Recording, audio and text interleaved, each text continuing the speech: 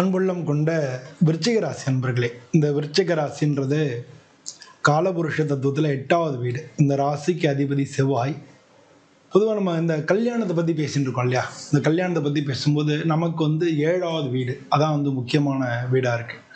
7வது வீட்டுக்கு அதிபதி சுக்கிரன். ஸோ உங்களுக்கு திருமணத்தில் சுக்கிரன் மெயினான பாதிப்புகளை ஏற்படுத்தக்கூடியவராக இருக்கார்.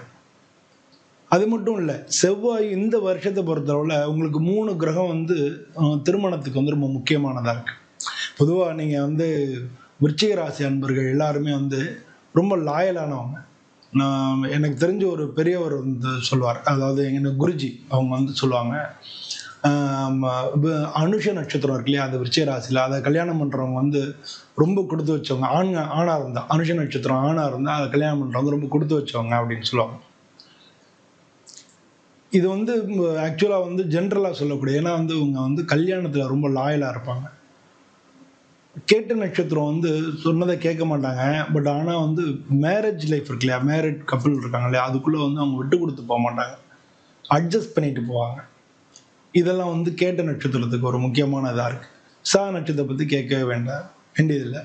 ஸோ இது மூணும், இந்த விசாகம், அனுஷம், கேட்டை, இது மூணுமே இந்த விருச்சிக ராசியில் இருக்குது. இந்த ராசிக்கு அதிபதி செவ்வாயாக இருந்தாலும் இந்த ராசியில் சந்திரன் நீசம் அடைகிறார். ஸோ அதனால இவங்க கொஞ்சம் சந்தேகப்படுறதுக்கோ இல்லை கொஞ்சம் பொசசிவாக இருக்கிறது, அதாவது அவங்க மேலே ரொம்ப பிரியத்தினால நமக்கு மட்டும்தான் அவங்க இது பண்ணணும் அப்படின்ற மாதிரி ஒரு பொசசிவ்னஸ் இவங்கள்ட்ட இருக்கும். இதெல்லாம் இப்போ கல்யாண வாழ்க்கையிலையோ இல்லை காதல் வாழ்க்கையிலையோ இவங்களுக்கு பிரச்சனைகளை ஏற்படுத்தும். ஏன் நீ அங்கே போன, ஏன் இங்கே வந்த, ஏன் அவனோட பேசின, இந்த மாதிரியான விஷயங்கள், நான் சொல்ல நீ கேட்க மாட்டேங்கிற அப்படின்ற மாதிரியான விஷயங்கள், இதெல்லாம் இவங்களுக்கு பெரிய பாதிப்புகளை ஏற்படுத்தும். ஒரு சில பேர் கல்யாணத்துக்கு பேசி இவங்க ஃபோனில் பேசும்போது இந்த மாதிரி இவங்க பேசி அதனால திருமணம் தடைப்படுறதுக்கான வாய்ப்புகள் நிறையா இருக்குது. அதனால சொல்கிறேன். அதனால் கொஞ்சம் விட்டு கொடுத்து மனசை ப்ராடாக வச்சுட்டு பண்ணிங்கனாலே உங்களுக்கு நல்லாயிருக்கும். இது நேச்சுரலாக சொல்கிறேன்.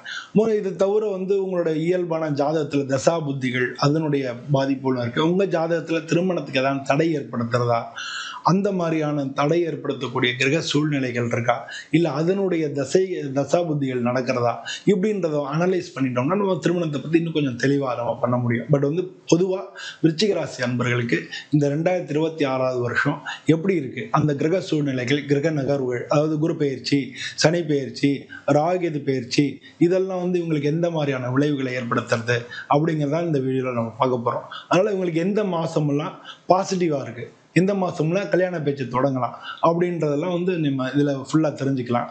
அப்படி கல்யாணம் ரொம்ப நாளாக நடக்காமல் இருக்குது, முயற்சி பண்ணி நடக்காமல் இருக்குன்னா எந்த மாதிரியான பரிகாரங்கள், பொதுப்படையாக எந்த மாதிரியான பரிகாரங்கள் பண்ணோம்னா இவங்களுக்கு திருமணத்துக்கான வாய்ப்புகள் அதிகமாகுது அப்படிங்கிறதையும் நம்ம இந்த பதிவில் பார்க்க முடியும் அன்பர்களே.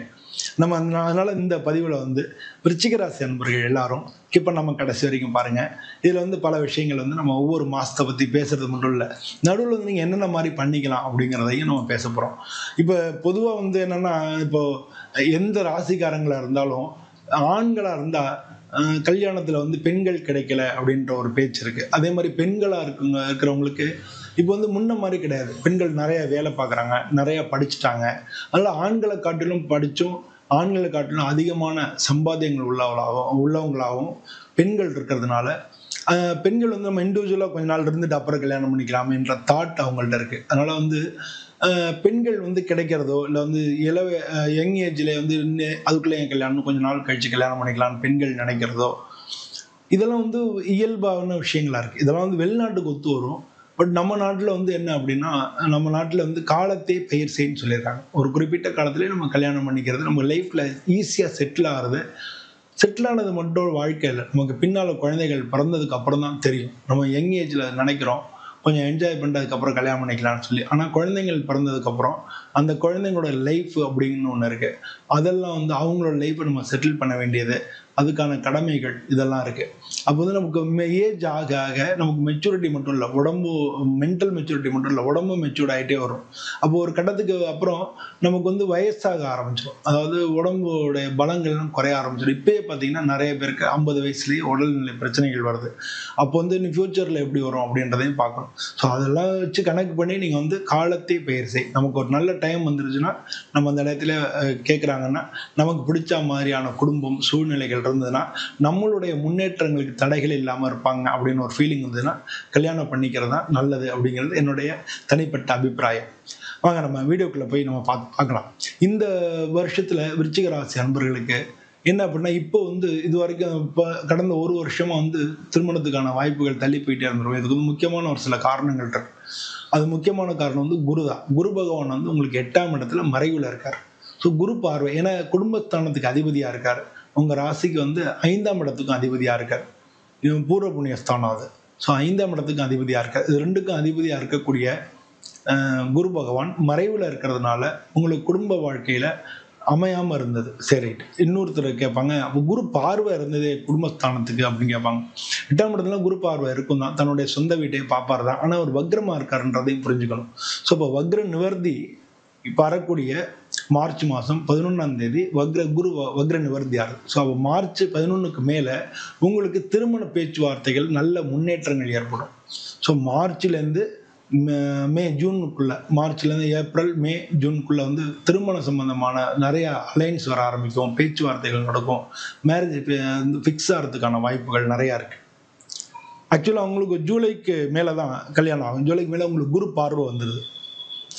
அதனால உங்களுக்கு நல்ல காலம் அப்படின்னு எடுத்தோம்னா ஜூலை ஆகஸ்ட் இதெல்லாம் உங்களுக்கு திருமணத்துக்கான காலமாக இருக்கு. அதாவது உங்களுக்கு மே ஜூனுக்குள்ள ஃபிக்ஸ் ஆகி ஜூலை அது மாதிரி ஜூலை செப்டம்பர், இன்னும் சொல்ல போனால் ஜூலைலேருந்து செப்டம்பருக்குள்ள உங்களுக்கு மேரேஜ் நடக்கும். அந்த மேரேஜ் டேட் ஃபிக்ஸ் பண்ணுறாங்களே, அந்த மேரேஜ் டேட் ஜூலைலேருந்து செப்டம்பருக்குள்ள ஃபிக்ஸ் பண்ணுறதுக்கு தான் அதிக வாய்ப்பு.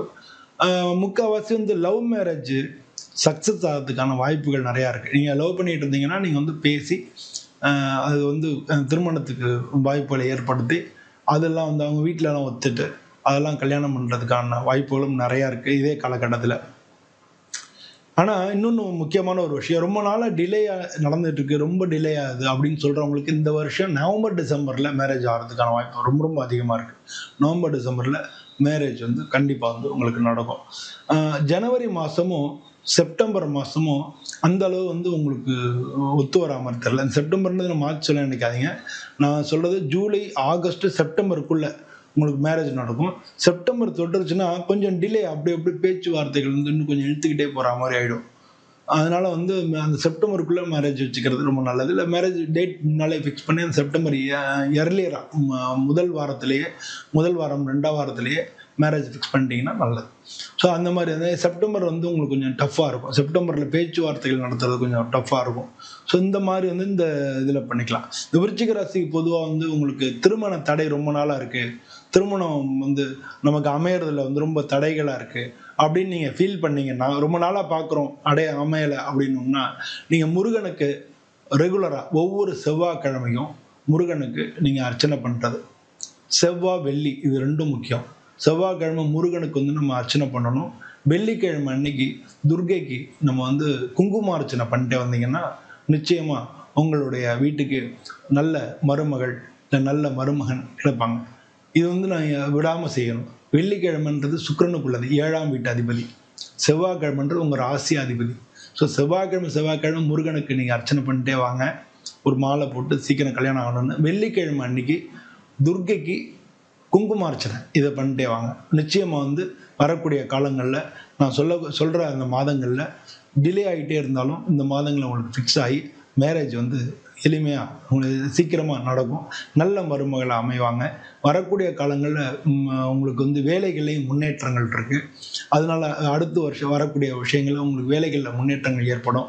திருமண வாழ்க்கை உங்களுக்கு நல்ல முறையில் அமையும். பொதுவாக ஒரு விஷயம் தெரிஞ்சுக்க, சீக்கிரம் கோவப்படாதீங்க, அவசரப்படாதீங்க. அது மாதிரி கொஞ்சம் நிதானமாக இருங்க. ரொம்ப பொசசிவாக இருக்காதீங்க. ரொம்ப ஒருத்தவங்க அன்பால் அன்புன்றது சுதந்திரமாக இருக்கிறது தான் அன்பு நம்ம காமிக்கிறதுக்கு உண்டான ஒரு பெரிய இது. அன்பு கைது பண்ணி ஒருத்தரோட அன்பை நம்ம காமிக்க முடியாது. அது மாதிரி தான் பொசசிவாக இருக்கிறது அப்படிங்கிறது ஒருத்தவங்களை அன்பால் கட்டி போடுற மாதிரி. அப்போ அவங்க அதுலேருந்து திமுறதுக்கு தான் வாய்ப்பு அதிகமாக இருக்கும். அதனால் கொஞ்சம் லிபரலாக நடந்துக்குங்க. அதே சமயம் அன்பில் கண்டிப்பாக உங்களுக்கு எந்த விதத்திலான பிரச்சனையும் வராது. உங்களுக்கு 7ஆவது வீட்டுக்கு சுக்கிரனாக இருந்தால் கூட உங்களுடைய ராசியாதிபதி செவ்வாயாக இருக்கிறதுனால செவ்வாய் வெள்ளி இதை நீங்கள் கடைப்பிடிச்சிட்டே வாங்க. ஒரு சில பேர் என்ன பண்ணுறாங்கன்னா, ரொம்ப தடங்களாக இருக்குது, ஜாதகத்தில் அது சொன்னாங்க எல்லா பரிகாரமும் பண்ணிட்டோம், எங்களுக்கு திருமணம் ஆகலை அப்படின்னு சொன்னால் வெள்ளிக்கிழமை அன்னைக்கு விரதம் இருங்க. வெள்ளிக்கிழமை விரதம் அந்த காலத்தில் ஒரு படமே கூட வந்திருக்கு. ஸோ வெள்ளிக்கிழமை விரதம் இருங்க, இல்லாட்டினா வந்து சஷ்டி விரதம் இருங்க. இது மாதிரி விரதம் இருக்கிறது அப்படிங்கிறது நம்மளுடைய ஆன்ம சக்தி இன்னும் கொஞ்சம் அதிகரிக்கும். அப்போ வந்து நம்மளுடைய எண்ணங்கள் வந்து எங்கே நடக்க வைக்கும். பிரபஞ்சத்திலேருந்து நம்ம என்ன நம்ம ஒரு விஷயத்த ரொம்ப ரொம்ப டீப்பாக திங்க் பண்ணுறோம்னா, இந்த மாதிரி விரதமெல்லாம் இருந்து நம்ம வேண்டிக்கிட்டோம்னா அது நடக்க வச்சிரும். பிரபஞ்சத்தை வந்து அது சம்பந்தமான விஷயங்களை உங்களை நோக்கி ஈர்த்து வந்து அதை நடக்க வச்சிரும்.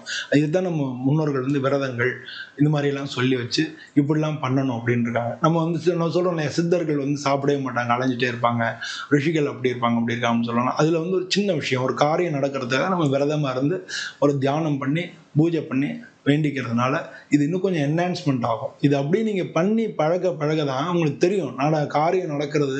அந்த காரியத்தை வெளியிலேருந்து உங்களுக்கு காரியம் நடக்கிறதுக்கு எல்லாத்தையும் கூப்பிட்டு நடக்க வைக்கிறத இதெல்லாம் வந்து உங்களுக்கு புரிஞ்சுக்க முடியும். அதனால வந்து இது மாதிரி பண்ணிட்டீங்கனாலே வரக்கூடிய காலங்கள் எல்லாமே உங்களுக்கு நல்ல காலங்களா இருக்கும். எல்லாருக்கும் இந்த விருச்சிக ராசி அன்பர்களுக்கு திருமணம் வந்து சீக்கிரமா செட்டில் ஆகி வாழ்க்கையில நீங்க செட்டில் ஆகணும்னு சொல்லி நானும் சுவாமியை பிரார்த்தனை பண்ணிக்கிறேன். அனைவருக்கும் நன்றி, வணக்கம்.